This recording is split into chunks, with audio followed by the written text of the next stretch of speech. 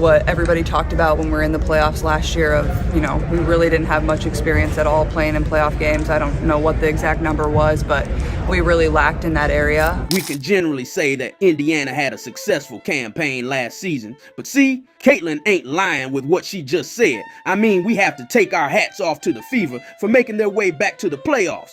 But in their very first postseason appearance after 8 long years, the Connecticut Sun gave them a spanking of a lifetime with a 24-point beatdown. And with a chance to take the lead in the last minute of Game 2, the Fever just choked like a baby who swallowed a huge marble. For the lead, short to follow, she kicks it out to DeWanna. As CC said in the opening clip, the lack of leadership and playoff experience were the main reasons why they were forced to book a one-way ticket heading to Cancun earlier than expected. Now, the good thing about all this is that they learned quickly from their mistake. And after moving some pieces here and there, the Indiana Fever just went from being a team that could compete to a team to beat in just 5 months. I don't want to say this just to catch a splashy headline, but this Tuesday, February 4th, 2025, I am ready to proclaim the Indiana Fever as your WNBA champs. And this is why I'm here today, guys, because in this video, I'll be talking about their key signings in the offseason, as well as analyze how they will fit in and create an impact alongside Caitlin and the rest of the Fever crew. I mean, I don't want to get ahead of myself here, guys, but in my view, this new look Fever squad just put the entire WNBA on notice. Now, before we run down their big-time acquisitions, let's first talk about one of the smartest decisions they made this offseason, and that is to retain Kelsey Mitchell. Being one of the top scorers on the team last season, the Fever rewarded her with all the dough she could handle with a 1-year Supermax contract. Although a lot of people were blaming her for the Fever's early exit last season, we can't deny the fact that Mitchell was one of the big reasons why they made the playoffs. This girl is simply a living and breathing representation of a walking bucket. I mean, a 2-time All-Star in her own right. Mitchell finished in the top 10 in WNBA scoring in each of the last 5 seasons, and last season, she just set a franchise record for scoring 20 or more points in 7 consecutive games. This lefty is indeed crafty, as she can manufacture shots on her own, coming from all angles. Mitchell on the drive, splits the double team, throws the foul, gets it to go, an acrobatic finish. And aside from her individual scoring, her chemistry with CC in the backcourt was just deadly and undeniably complimentary, just like good old peanut butter and jelly. Side of the backboard did a nice job to recover. It bounces inside, pretty fine to Mitchell. Anyway, from keeping Kelsey, let's now move on and talk about the biggest free agency move the Fever had done this offseason, which is the signing of DeWanna Bonner.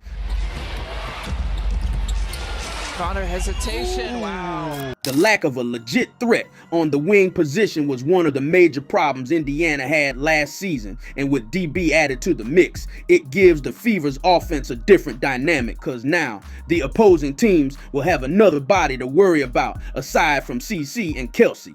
I mean, her credentials just speak for herself. A 2-time WNBA champ, 3-time 6th Woman of the Year, and a 6-time All-Star, Bonner brings not just a ton of playoff experience, but also championship caliber basketball to the Fever night in and night out. Now, apart from these important intangibles, Bonner can also serve as a two-way menace on both ends of the floor, mainly due to her massive and lengthy frame. Ranking 4th all-time in scoring while averaging 15 points a ball game last season with the Sun, Bonner is a big-time bucket getter who can score at will. I mean, check this out. After receiving the rock, Bonner snapped Angel Reese's ankle with a nasty crossover before laying it up using her left. And because of her long limbs and reach, she can easily drop buckets on people's heads because there's just no way her defenders will block this kind of shot. Now, on the other hand, Bonner's 7'4" wingspan can do all sorts of damage on the defensive end, as it can disrupt passing lanes with such ease and serve as her main weapon to grab steals and block shots. Wanted to get her. Egbo had it blocked. Pairing DeWanna Bonner together with Kelsey Mitchell and Caitlin Clark will definitely cause severe headaches on the opposing teams because of the incredible firepower these three ladies bring on the offensive end.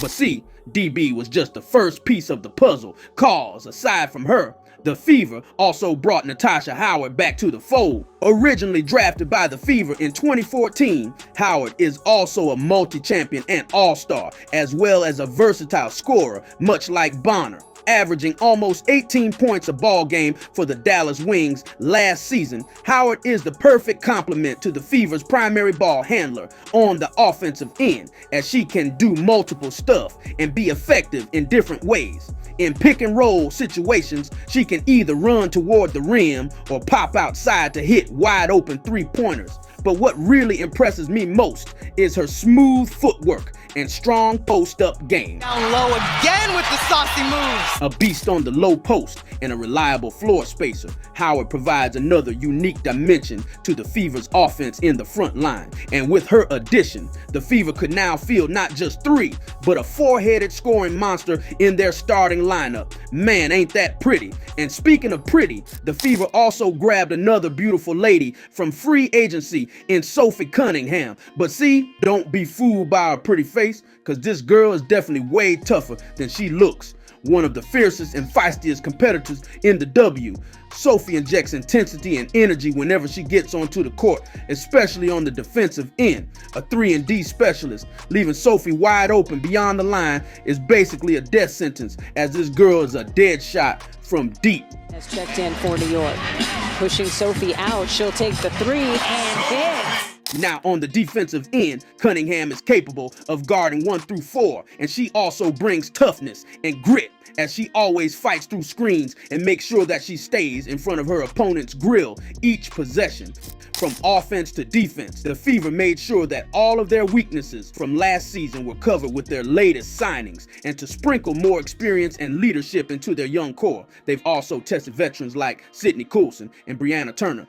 With the departure of Erica Wheeler to Seattle, the two-time champ Coulson is a floor general who provides stability in the backcourt during the non-Caitlin Clark minutes off the bench. Though her averages don't say much about her true value, there are moments when Coulson shows signs of being a solid, all-around player. I mean, versus the Dallas Wings last season, she stuffs the stat sheet by racking up 13 points, 5 rebounds, 4 assists, along with 2 blocks and 2 steals. Meanwhile, Brianna Turner is a 6-year vet who can offer rim protection like no other. She has made the WNBA's first team all-defense twice in her career, and she also finished 2nd in the league in blocks and 4th in 2022. Aside from that, Turner also compliments Aaliyah Boston on their operation at the paint, as she loves to crash the boards and stick putbacks on both ends of the floor. So if we're going to do some math here real quick, the Fever retained and signed players with a combined 10 All-Star appearances and 7 WNBA championships. I mean, that's more than enough to address the lack of playoff experience and leadership Caitlin has raised earlier. Well, speaking of the reigning Rookie of the Year, this revamped Fever squad will definitely terrorize the league, with Caitlin acting as the head of the snake while running the show at the point. And with this being said, I really believe that this version of the Fever will ignite numerous deep playoff runs in the years to come. And who knows, they might just run through the competition with this bolstered lineup and call themselves champs at the end of the upcoming season.